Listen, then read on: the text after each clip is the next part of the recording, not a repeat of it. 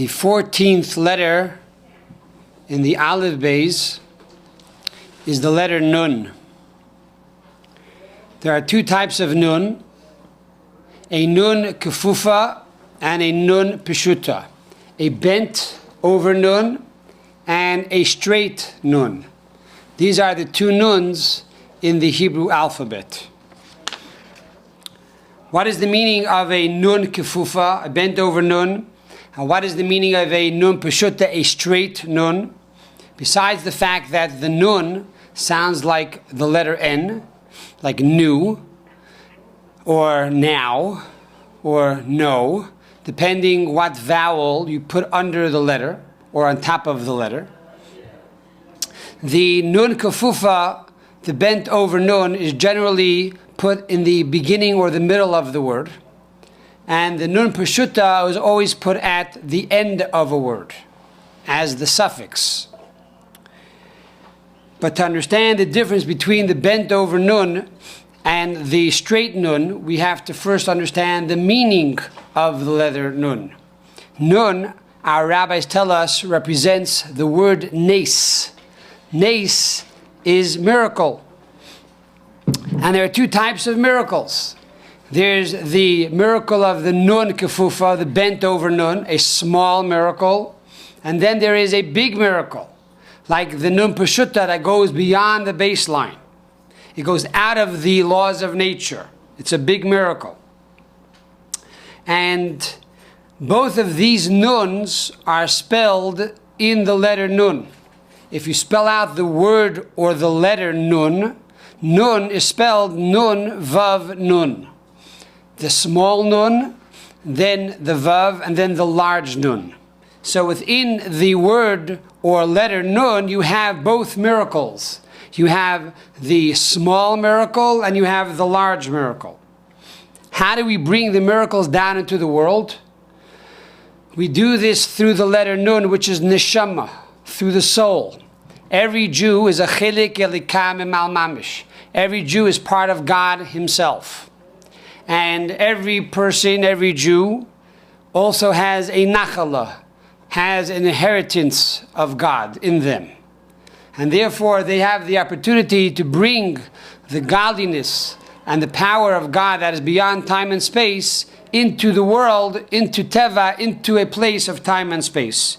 That is the power of the neshama, the power of every soul. And the meaning of nes we find in the book of Isaiah the prophet, Yeshaya Hanavi, in chapter 49. Over there he says, Orim Nisi, which means, I will hoist my banner. I will lift up my banner. The word nes means banner, a flag that can be seen from far and wide. And the flag is put up on the top of the mountain.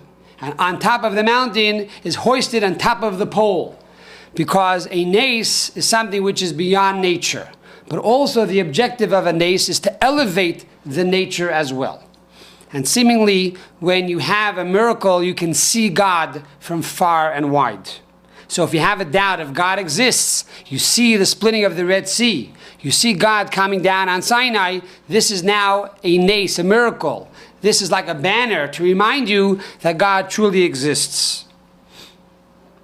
The concept of the long Nun represents the ability to bring miracle down even into the lowest levels, even into a level beyond the baseline, into the level of action or into the level of darkness, a place where nobody roams. Even in that dark place, like Egypt, God brought his miracles. So the long Nun represents bringing the miracle from a very high place into a very, very low place. Furthermore, the word uvoisid bakun, it says in the Torah, in him shall you cleave or attach yourself, that one should attach themselves to God. The word shidbakun has the final nun, the long nun. And the idea of the final nun also, as the Rebbe explains, means something which is constant. And it is supported from the teaching of the Talmud that it says, if you see the donkey of your enemy falling under its load, you have to help it and lift it up. that's only if this happens sporadically from time to time. But if Ravtsan, if he is constantly falling under its load, then he should change the donkey. You don't have to help him lift up the donkey anymore. So the long nun represents something which is constant, that one is constantly connected with God. One is constantly attached to God, and therefore one constantly lives within the world of miracle beyond nature. And this concept of the long nun is also found in the word Aharon. Aharon, as it says in Chassidus, represents the idea of love. And the love of Aaron was even greater than the love of Avraham. And we know that Avraham had a tent that was open from all four sides, and wayfarers would come in, and he would give them food, and then he would ask them to thank Almighty God. However, the love of Aaron was even greater, and this is found in the word Aaron, which means har, mountain, and also is an acronym for Ahava Rabbah, a great passionate love for God. And Aaron had the ability to bring this love down to everybody, even to those that went outside of the camp, that left the clouds of glory, that wanted to leave Judaism, they wanted to leave Yiddishkeit. Aaron had the ability to go outside of the camp and bring them back in, because the letter Nun expresses this concept of bringing God and the miracles of God down even to the lowest levels. The bent Nun, the Nun Kafufa, also represents the idea of falling. Nun stands for nefila, or nefil, a falling or a miscarriage. If you look into the famous psalm of the Ashrei, which is recited 3 times a day on average, we find that the Ashrei is a psalm from King David, and each of the passages of that psalm start off with another letter of the Aleph-bet. However, there's one letter that's missing there. That is the letter Nun. The letter Nun is not found as the beginning of a passage in the Aleph-bet. And the reason is because the Nun represents Nefila, represents falling, and represents the concept of a miscarriage. David HaMelech, King David, was supposed to be a miscarriage. He's called Bar Nefli. And Adam, who is the first human being, and also had a neshama kolalis, had a general soul, saw that King David was going to die at birth. And therefore he gave King David 70 years of his life. So therefore the letter Nun is removed from the psalm because David wanted to omit the concept of falling. But right after the Nun you have the letter Samach. Samach is somech noflim. God supports those who have fallen. And as the Rebbe's father explains, that the word nes actually represents these two concepts. When do you truly appreciate a miracle? When you are fallen and you think there's no hope and there's no way out and you only see darkness in front of you. And according to logic and nature, there's no way that you're going to be saved. And all of a sudden, boom, you're saved. Something happened miraculously. God supported you. He lifted you up. That's a miracle. That is the meaning of nes. So you first fall, and then God picks you up. So the bent over nun represents the falling, the nefila. The long nun represents going down to that dark place and lifting that person back up. So it's a nes, a miracle within a miracle.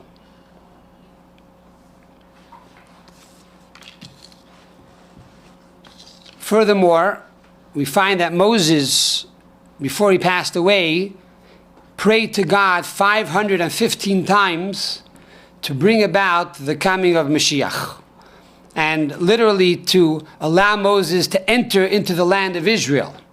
And our sages tell us if Moses would have entered into the land of Israel, then it would have been an end to exile and Mashiach would have come. So Moshe Rabbeinu ve'eschanon el Hashem, he prayed 515 times for God to let him into the land of Israel. And the Rebbe explained that in truth, even though God asked Moses to stop praying after 515 times, we must say that Moses continued to pray. Because there's a rule in the Talmud, whatever the host of the house tells you to do, you must follow. Chutz mitzeh. Besides the fact, if the host tells you, you should leave. If the host tells you to leave, you don't have to listen. So similarly, Moses is standing in front of God and saying, God, I want to go in, I want to go in, I want to go in. So God says, stop it already, Moshe, enough. 515 times, you're making me crazy. Moshe Rabbeinu continued to pray after that, over and over and over again. And this perhaps is hinted in the fact that Veschanon has the long nun at the end, that he continued to pray even after 515 times. And this is a lesson to all of us, that we have to pray every day that God bring about the coming of Mashiach. We have to call out Ad Mosai, how much longer must we wait? And to continue to pray over and over and over again, and no doubt that our prayers will very soon be heard. The gematria of Nun is 50. 50 represents a number that is beyond nature. First of all, we find that Moshe Rabbeinu, on the day of his death, was buried on Har Nebo. Says the Maggid of Mezrich that Nebo means Nun Bo. Nun, the letter Nun, which is 50, is there. That on that day, Moses reached the 50th level of Bina, of understanding, the highest level of understanding. For man on his own can only reach 49 levels of understanding. And this is also consistent with an interesting passage in the Torah. On one hand, it says that the Jewish people should count 7 complete weeks from Passover until Shavuos, when God would give them the Torah on Sinai. And then it goes on to say, 50 days shall you count. So is it 7 complete weeks, which is 49, or is it 50? And we know every year after Passover, we start to count, or rather the second day of Passover, we begin to count the Omer, 49 days. We don't count 50, we only count 49. On the 50th day is Shavuos, when God gives us the Torah. Because the lesson is, man has to do his best. Ma'odecha, your best. And that is 49 levels. You have to refine all your 7 attributes. And each of those 7 attributes have 7 attributes. So when you refine all those 49 levels, and you reach the 49th level of Bina, of understanding, then God gives you a gift of the 50th level, which is the Nun, the 50th level, representing miracle that is beyond time and space, which is beyond nature. Talking about miracles, there's an amazing story that you can see on My Encounter on Jewish.tv. The story is that there was a chassin who went into the Rebbe together with his kala, and the Rebbe blessed them with many children. And the name of the family was Weiss. And a few months after she was married, she was not yet pregnant. So she went to a doctor, and the doctor did an examination, and the doctor said, you know, there's no way you're going to have children. You have an infantile womb. Your womb was never developed. There's no way you can have children. She walks out of the doctor's office and tells her husband what the doctor said. The doctor said, no, there's more than one doctor. We'll go somewhere else. They went to a second doctor, and the second doctor also said, you should know you have an infantile womb. You will never have any children. The husband called up New York, 770, and told the secretary, please convey the message to the Rebbe. The Rebbe heard what the doctor said, and he answered, don't worry, Askal Atzion, I will remember you at the tomb of my father-in-law, and you will see blessing. A short while later, she got pregnant and had her first child, and then a short while after that, a second child, and a third child, and a fourth child, and a fifth child, and a sixth child, and a seventh child, an eighth, and ninth, 11th, 12th, 13, 14 children. After 14 children, Baruch Hashem, they were all healthy and gesund, and they should live long and well. So the husband says that as you get on in years, so you got to go to the doctor to make sure everything's okay inside. She goes back to the doctor, another doctor, and the doctor looks inside and says, "Hey, I see you have an infantile womb. And being that you're an Orthodox woman, that must be very difficult. That means you had no children." And the wife just kept a straight face. And she walked out and told her husband what happened. And then she asked her husband, "What do you think? How is it possible with an infantile womb that we should have so many children?" And the husband said, "It's obvious. The Rebbe gave you a bracha. The Rebbe gave you a blessing." So we see this is the concept of nun. On one hand, there's a bent over nun, represents nefila, represents falling, represents the concept of a miscarriage, that according to nature, there's no way to have a child. And yet, you bring in the long nun, which goes into a dark place, a place that says that things are no good, things are contrary to happiness and joy.